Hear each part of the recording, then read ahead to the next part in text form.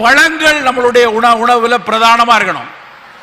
நம்ம பழம் என்னன்னா நிறைய பேர் ஏதோ உடம்பு சரியில்லாத இருக்கவங்க மட்டும்தான் பழம் சாப்பிடணும் அப்படின்னு நினைக்கிறான். அப்புறம் பழம்னாலே அப்படியே ஆப்பிள், ஆரஞ்சு, அப்படியே வெளிநாட்டு பழம் தான் பழம் நினைக்கிறாங்க. அப்படி கிடையாது. இருக்கிறதுலே சிறப்பான பழம் கொய்யா பழம். மிகச் சிறப்பான பழம் கொய்யா பழம். சிவப்பு கொய்யா அதை விட நல்லது. அப்போ கொய்யாவை தினம் பையில போட்டு கொண்டு வாங்க. ஸ்கூலுக்கு வரும்போது இடையில பசிச்சா சாப்பிடறதுக்கான பழத்துல மிகச்சிறப்பு கொய்யா.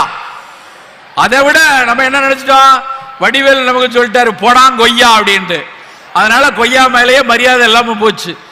ஆனா கொய்யா பழம் அவ்வளவு சத்துக்கள் உள்ளது. அதே அளவுக்கு மிகச்சிறப்பான இன்னொரு பழம் வாழைப்பழம்.